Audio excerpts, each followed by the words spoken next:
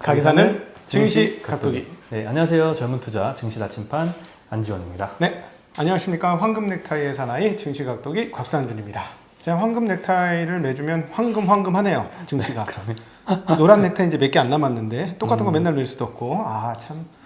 네, 오랜만에 다시 하는 것 같아요. 네, 그렇죠. 네. 네. 지난주까지 미치는 줄 알았습니다. 네, 사실 설날 되면서 사실 작년도에 저희가 한 시장 대비 한 2배 정도의 수익률을 냈잖아요. 아웃퍼폼 2배 정도 아웃퍼폼 했는데 지금 언더퍼폼 올해 들어와서 언더퍼폼에 1월 중순부터는 마이너스. 정말 악몽도 꾸고 그러더라고. 그러니까 이게 이제 운용자들의 인생이야. 어쩔 수 없어. 나 자꾸 악몽 비슷한 거 꾸는 거야. 뭐가 일이 잘 안 풀려. 꿈속에서 막 일이 안 풀리는 거야. 이게 마이너스를 딱 보고 나니까. 근데 오늘 조금 좀 회복을 해주었습니다. 시장이 고맙게. 네. 아직 좀 불만족스럽긴 합니다만. 네. 불만족스럽죠. 불만족스럽습니다. 스트레스가 장난이 아니에요. 그렇죠. 올라도 시장 대비 아웃퍼폼을 못하면 그렇지. 스트레스 받습니다. 난 왜 이러고 사나 뭐 이런 거. 그렇죠. 나 오늘 출근 왜 했나. 이러면서. 한강에서 수영치는 꿈을 꾸고 있어. 제대로 안 풀리면 참 안타깝습니다. 네, 그런데 좋은 오늘, 날이 오겠죠. 네, 오늘 그러나 전문가와 일반인들의 차이는 될 걸 알고 참느냐, 될 걸 알고도 못 참느냐. 그 정도 종이 한 장 차이인 것 같아요. 네, 그죠? 참으면 전문가가 되는 거고 못 참으면 일반인이 되는 겁니다. 근데 그래서 여러분도 인내, 참는 거 잘 저희들한테 배울 거는 그 정도만 배우셔도 충분하지 않을까. 그 정도밖에 저희도 또 알려드릴 게 없죠. 뭐 대단한 게 없어요. 그렇죠. 근데 사실 실천이 어려운 거잖아요. 그렇죠. 네, 인내심 없이 사자마자 올랐던 경우는 살면서 별로 없어요. 네. 수익률 좋았던. 작년 연말에 좀 좋았지, 그렇지. 사기만 하면 올랐지. 그러니까 이상한 장이었던 거야, 그렇죠. 그렇죠. 오늘도 정말 많이 올랐습니다. 코스피가 1.5%, 코스닥은 1.8% 올랐고요. 오늘은 개인이 양시장에서 매도를 했습니다. 코스피에서 3,400억, 코스닥 1,500억 매도했고요. 외국인은 코스피 7,000억 많이 매수했고요. 샀어요. 코스닥에서 1,000억 샀고요. 기관은 코스피에서 4,200억 매도, 코스닥에서 700억 매수했습니다. 네. 외국인이 돌아오는 걸까? 난 너무 관심이 많아 지금. 너무 관심이 많아. 왜 은가 올랐지? 은은 약간 논외로 치고 미안. 유가 올랐죠? 금값도 올랐죠? 구리값은 완전 올랐죠? 구리값 최근 고가예요. 최근 50주 신고가 계속 내고 있고, 그리고 미국의 10년물 금리 1.2% 됐죠? 30년물 금리 2.0% 돌파했죠? BER 레이트 5년물 2.33% 됐죠? 10년물 2.2% 됐죠? 이거는 어떤 느낌이냐면 연준에서는 돈을 녹여서 이 위기를 돌파하겠다. 인플레이션이 뭡니까? 부채를 모든 사람에게 떠안기는 게 인플레이션이에요. 나 혼자 손해보지 않겠다. 모두 다 같이 녹이자. 네. 현재의 위기를 돈 가치를 녹이면서 가겠다라는 게 인플레이션인데 전형적으로 인플레이션 포지션을 딱 취했어. 20년간 인플레이션이 안 왔기 때문에 인플레이션을 가겠다는 거고, 왜 애널리스트들이 굉장히 어려운 구간이냐면 20년간 인플레이션이 안 왔고 디플레 환경 속에 우리는 놓여져 있었고 한국 시장은 10년간 박스권에 와 있었기 때문에 그 디플레이션 환경에 젖어 있어요. 머리가 고정돼 있다고. 그러니까 인플레이션이 온다는 게 상상이 잘 안 되는 건데 연준하는 태도로 봐서는 인플레이션아 오라 이거 같습니다. 물론 지표는 과열이고 일부 버블도 분명히 있어요. 네. 그러니까 좀 어렵긴 하지.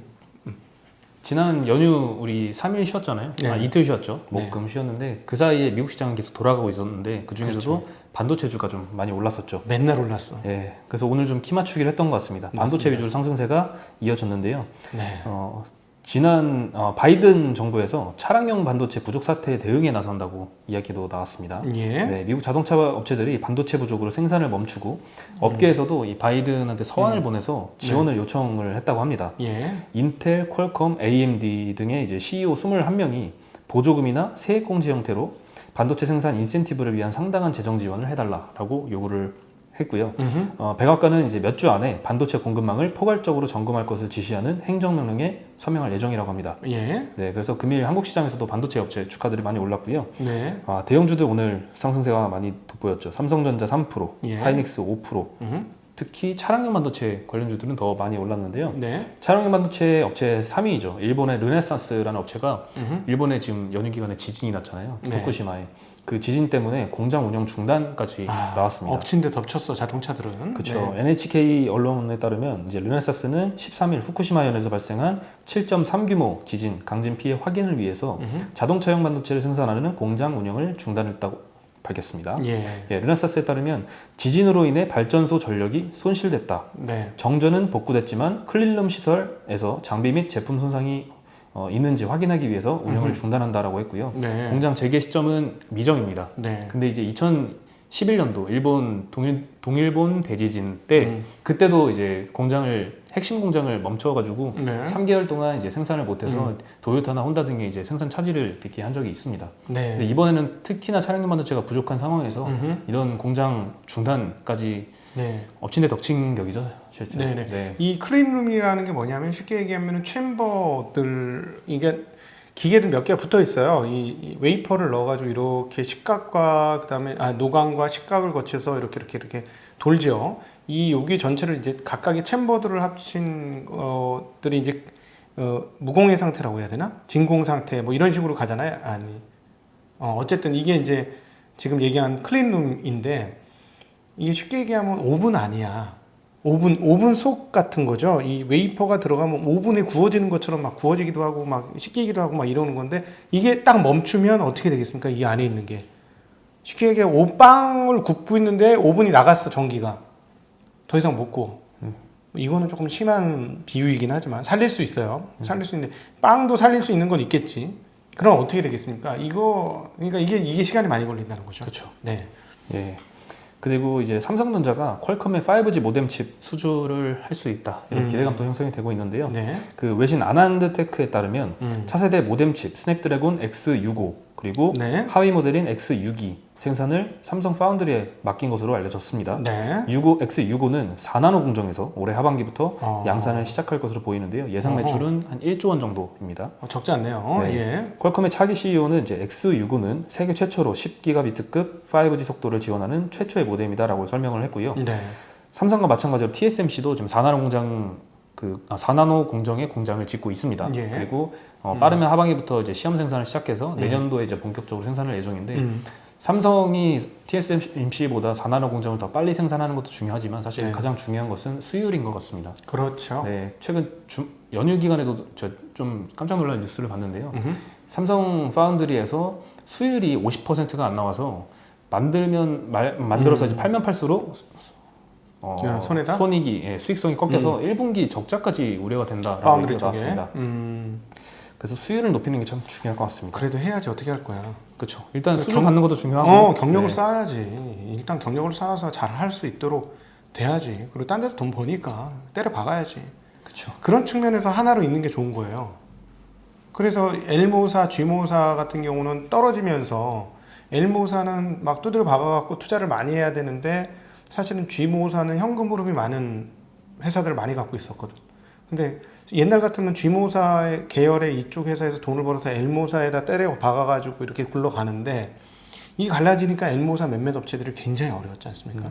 돈을 갖다 뚜려 박지 못하니까. 네. 그런 측면에서 보면 삼성전자는 복합 기업이죠. 굉장히 복합 기업이지만 이쪽에서 돈 벌어서 이쪽으로 때려 박을 수 있는 그런 여지가 있잖아. 그런 측면에서 보면 지금 때려 박아야 될 때야. 네. 네. 그리고 오늘 시장을 정말 그 반도체보다 더 달궜던 건 쿠팡입니다. 네, 근데 이럴 줄은 알았는데 진짜 뜨겁더만. 네, 네. 너무 뜨거웠어요. 네. 이 쿠팡 관련주들로 엮여가지고 상한가 간 게 네. 한두 개가 아닙니다. 그러니까. 네, 이제 김범석 의장이 상장 미국 증권거래위원회 상장 신청서 S1이라고 하는 네. 서류를 제출을 했는데요. 쿠팡 없이 어떻게 살았을까라는 말이 이제 고객한테 나오는 세상을 만들기 위해서 이때까지 수조 원을 투자했다. 그게 꿈이었죠. 했죠. 네. 그 쿠팡이 이제 상장을 미국에다가 한 이유가 있겠죠. 네. 한 두 가지가 있는데요. 첫 번째는 추가 투자금 확보입니다. 소프트뱅크로부터 이제 간헐적으로 몇 년에 한 번씩 조 단위의 투자를 받았었는데 한 2.3조라는 추정이 있는데 정확히 몰라요. 네. 2018년 이후로 추가 투자는 없었습니다. 그렇죠. 그리고 그 전까지 받았던 규모는 한 34억 달러 정도로 추정이 그래요? 됩니다. 네. 이게 다 추정이 틀리네. 예. 네. 네. 그래서 뉴욕 거래소 이번에 상장을 하면서 총 자금 조달하는 규모는 10억 달러 정도입니다. 약 1조. 네, 이걸로 될까 싶은데요. 일단 그렇게 정해졌고요. 근데 올해 정도부터 현금 흐름이 플러스가 나. 그것도 제가 봤는데요. 궁금했어요. 영업현금 흐름이 상장 신청서 보니까 플러스가 됐더라고요. 누적 계속 적자인데 네. 그래서 이게 뭔가 싶어가지고 내역을 까봤더니 네. 매입 채무가 많이 늘었더라고요. 네. 매입 채무는 이제 외상으로 음. 물건을 사는 건데 이 매입 채무 규모가 늘면은 이제 현금 흐름에 플러스가 됩니다. 영업 현금 흐름에. 이게 많이 늘었어요. 2배 이상 늘었었어요. 네. 이게 이제 영업 현금 흐름 플러스에 많은 영향을 미쳐가지고 이거 보고 조금 의심스러웠죠. 아 이게 일부러 좀 이렇게 한 거 아닌가. 많이 잘 나오기 사놓고 위해서. 현금은 안 나갔고 뭐 이런 예, 거죠. 그쵸. 네. 이게 어떻게 보면은 2019년 대비해서 2020년에 매출이 90% 정도 가까이 상승을 했어요. 그렇죠. 원래는 매출이 70% 받는데 연말 기준으로 보니까 90%요. 그렇죠. 그래서 매출이 많이 늘어서 매입 채무가 는 게 아닌가 싶어서 그 전년도도 봤는데 그 전년도도 매출이 꽤 많이 늘었거든요. 네. 근데도 매입 채무는 그대로였어요. 음흠. 크게 늘어나지 않았는데 갑자기 20년대 들어서 매입 채무가 2배 이상 늘면서 영업현금으로 플러스로 전환했다는 거는 뭔가 상장을 염두에 두는 게 그러니까 아닌가. 이거지 이거. 이 마사지. 마사지. 우리가 회계 마사지라고 표현하는 그 마사지일 가능성이 있는데 잘 몰라요. 저희는 뭐 회계사도 아니고 그쵸, 잘 모르죠. 뭐 저희 뭐 걸고 넘어가지 마세요. 그냥 아닐 수도 있습니다. 아닐 수도 있는 거 저희 회사하고 관련 없는 내용이고요. 네, 뇌피셜입니다. 네, 뇌피셜입니다.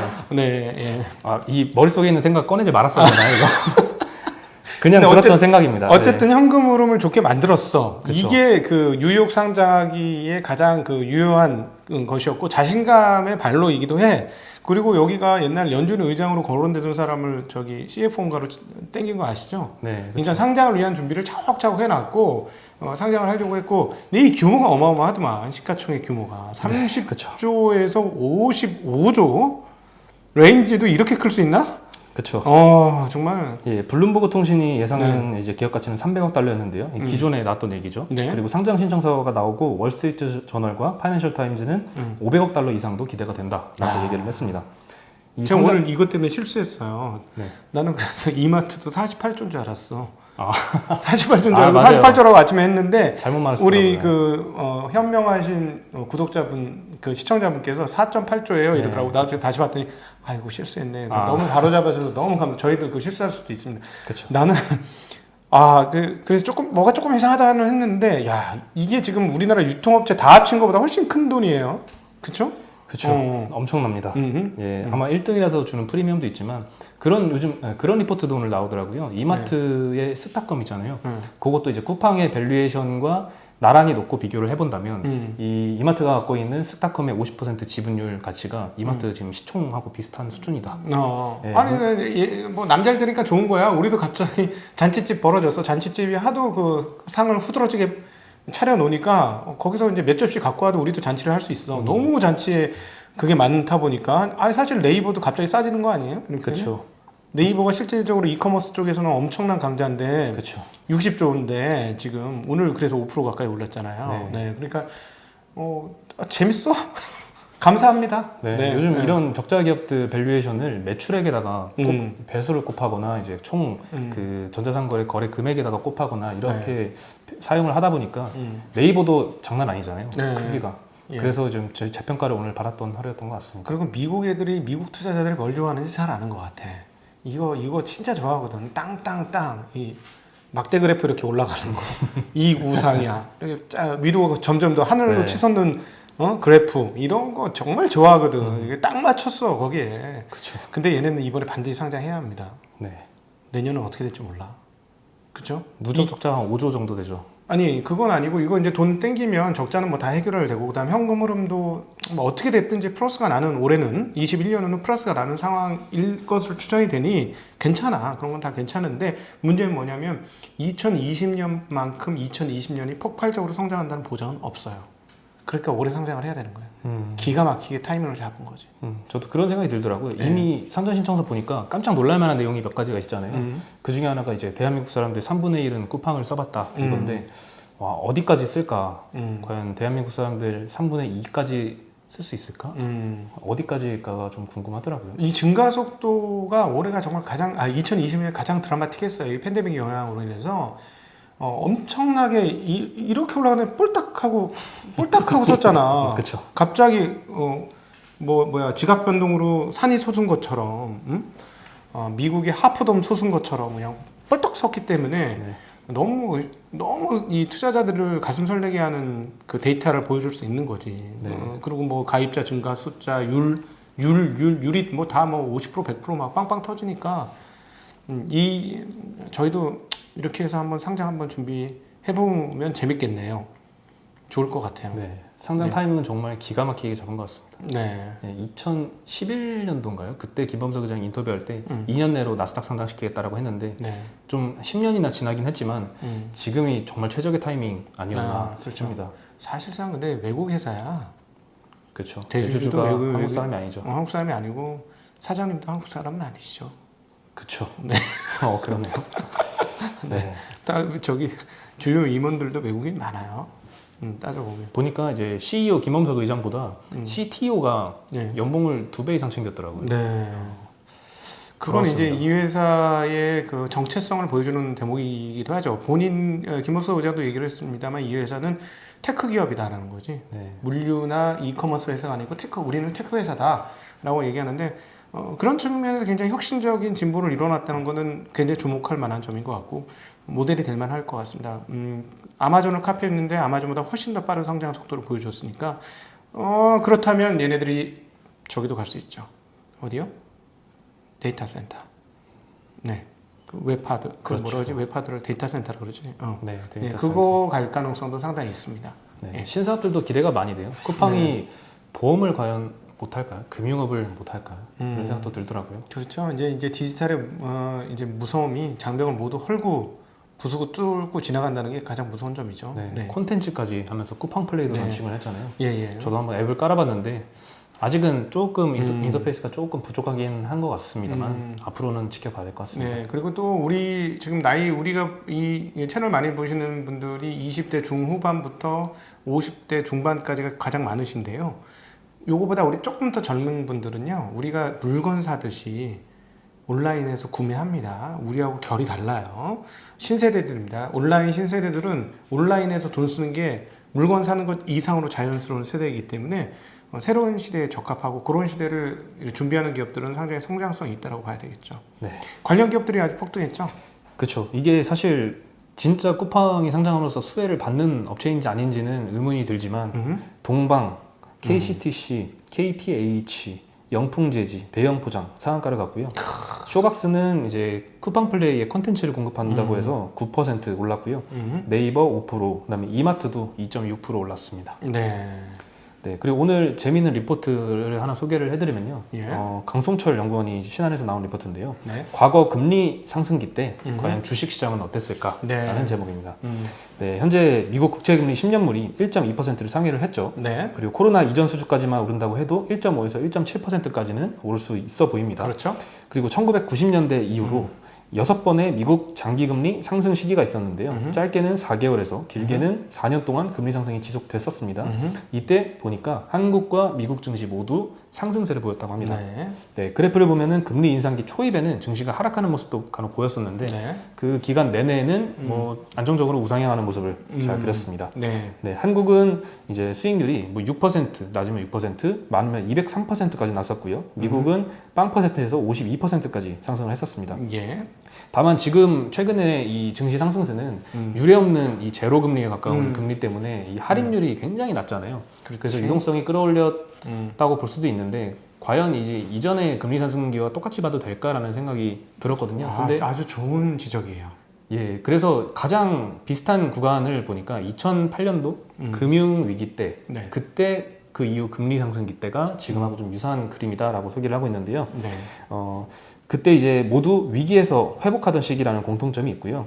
제로 금리에 가까운 기준금리 상황도 공통점입니다. 네. 그리고 2%를 밑도는 인플레이션도 비슷한데 이때도 상승을 했다라는 네. 게 리포트의 결론이었습니다. 간단하게 해석해드리면 이거죠. 금리를 처음 올릴 때는 약간의 충격이 있을 수 있으나 금리를 올릴 수 있다는 건 경기가 회복되고 상승한다는 의미이기 때문에 경기 상승에 가장 좋은 자산은 기업 자산이라는 것이죠. 그러니까 금리 상승이 결코 나쁜 뉴스가 아닐 수 있다라는 건데 지금 다들 금리를 올리는 걸 걱정하고 아마 금리를 초반에 올리는 정도 수준에선 충격을 받겠죠, 분명히. 그러나 소폭, 그 초입 과정에서는 경기 회복에 대한 기대감으로 시장이 같이 갈 수도 있다. 과거엔 그랬다. 이런 정도로 해석하시면 될 것 같습니다. 네, 좋습니다. 그리고 오늘 전기차 관련돼서 중요한 이슈가 나왔는데요. 그렇죠. 아직 미국 민주당에서 법안을 하나 발의했습니다. 네. 전기차 보조금 확대 법안인데요. 아직 발의 단계에 입니다. 네, 연방정부에서 최대 보조금 기준을 자동차당 7,500불에서 7,000달러로 내렸는데 그 대신에 자동차 업체당 누적 20만 대에서 기존엔 20만 대까지였는데 네. 이제는 60만 대까지 보조금을 지급하기로 하는 법안을 발의를 했습니다. 이미 끝난 애들도 다시 받을 수 있겠네요. 그렇죠. 보조금을. 테슬라랑 GM은 이미 20만 대 누적 판매를 달성을 했거든요. 예. 근데 얘네도 이제 60만 대까지 새롭게 보조금을 받을 수 있게 됐고요. 네. 이미 60만 대를 이미 20만 대 넘었는데 기존에 팔린 차들은 해당이 안 됩니다. 보조금 지급이. 네. 그리고 앞으로 팔릴 차종만 해당이 됩니다. 그러겠죠. 네. 네. 나 너무 당연한 얘기였나요? 너무 당연해서 뭔가 신비로운 무엇이는 거 아니야? 그렇군요. 네. 그리고 오늘 이제 지난주에 사실 설 연휴 이전에 소개를 해드리려다가 조금 우울한 소식 같아서 소개를 안 해드렸는데 오늘 말씀을 드립니다. 1월달 취업자 수 통계가 나왔는데요. 국내입니다. 취업자 수가 98만 2천 명 감소를 했습니다. 네. 예, 1월 취업자 수는 2,581만 8천 명이었고요. 네. 1월달까지 누적이죠. 네, 1년 전보다 100만 명 가까이 급감한 수치고요. 예. 그리고 20대에서 50대까지 전 연령층에서 고르게 감소를 했습니다. 네. 코로나 여파 때문이겠죠. 예, 예. 네, 고용시장 한파가 이어졌고요. 22년 만에 가장 큰 폭의 감소였습니다. 예. 실업자 수는 157만 명이었는데요. 통계청이 통계를 작성한 이래로 최대치라고 합니다. 실업률은 5.7%고요. 그리고 항상 고등학교 때도 수없이 배웠던 거지만 이 통계치에 잡히지 않는 실업들이 있잖아요. 그렇죠. 네, 그런 것들까지 합하면은 훨씬 더 실물 경기는 안 좋은 상황인 것 같습니다. 고등학교 때 공부 열심히 하셨네요. 이런 것까지 다 알고 계시고 대단하십니다. 그렇죠. 네. 저는 고등학교 때까지 배운 게 머릿속에 있질 않아요. 그렇군요. 네. 애들하고 말뚝밖에 하고 놀던 기억, 농구하고 놀던 기억밖에 없어가지고. 네. 예. 네. 취업자 수 감소세는 이제 작년 3월부터 11개월 연속으로 이어지고 있습니다. 네. 11개월 연속입니다. IMF가 있었던 98년 1월부터 16개월 연속으로 감소를 했었거든요, 그때. 예. IMF 때가 16개월 연속인데 지금은 11개월 연속. 예, 많이 따라가고 있습니다. 진짜 어렵네요. 네, 많이 어렵습니다. 네, 주식 투자하시는 분들은 진짜 항상 감사한 마음으로 주변을 돌아보시면서 지내시면 좋을 것 같습니다. 네, 아마 음식료 업종에서 이 취업자 수 감소세가 좀 많이 컸는데요. 네. 오늘 다행히 이제 연휴간 소식이 나왔죠. 거리두기를 수도권 2단계, 비수도권 1.5단계로 완화를 시켰습니다. 그래서 음식점 업종 같은 경우에는 9시에서 10시로 영업을 조금 더 연장해서 연장해서 영업을 할 수 있게 된 건 다행인 것 같습니다. 네. 하지만 일일 확진자가 아직도 3,400명대를 유지하고 있기 때문에 5인 이상 모임 금지는 계속 유지된다고 합니다. 네. 네, 그리고 오늘 굉장히 좀 흐뭇했던 소식이 나왔는데요. 국군 장병들이 80일 만에 첫 휴가를 오늘부터 시작을 했다고 합니다. 제가 다 속이 후련하더라고요. 그래요? 저는 제가 언제 나이 먹었다고 느꼈냐면 군인들이 어려 보이기 시작할 때가 딱 있더라고요. 어느 시점에 항상 군인은 아저씨야 이런 생각이 있었는데 어느 날 군인들이 애네 이런 느낌이 딱 들 때 그때가 나이 먹은 거예요. 지금 제 시기 같은데요? 좀 어려 보여요. 군인 아저씨라 불렀는데 군인 동생이네 이럴 때. 동생이네. 딱 어려 볼 때가 있어요. 동생들은 고생 많았네. 80일 동안. 정말. 네, 얼마나 힘들었을지. 인생의 전부 아니에요? 휴가 군인들은? 그렇죠. 인생의 전부죠. 인생의 전부야. 그 휴가 나온 날만 고대하고 기대하면서 기다리는 건데. 네, 참 축하드립니다. 휴가 잘렸을 때 이제 공중전화 부스 발로 차고 이런 사람들 많이 봤거든요. 맞아. 그런 거 생각하면- 군대 공중전화 박스가 자주 고장 났었어. 네, 네. 그 유리가 자주 깨졌습니다. 근데 참 오늘 나온 국군 장병들은 속이 후련할 것 같습니다. 네. 네, 앞으로도 좀 코로나 관련해서는 좋은 소식만 있었으면 좋겠고요. 내가 JP 모건인가 어딘가에선 4월인가 7월이면 사실상 종료다 뭐 이런 뉴스도 분석도 내놓기도 하더군요. 네. 네, 빨리 그게 현실화되었으면 좋겠습니다. 네. 네, 그러면 저희는 오늘 여기서 인사드리겠습니다. 안녕.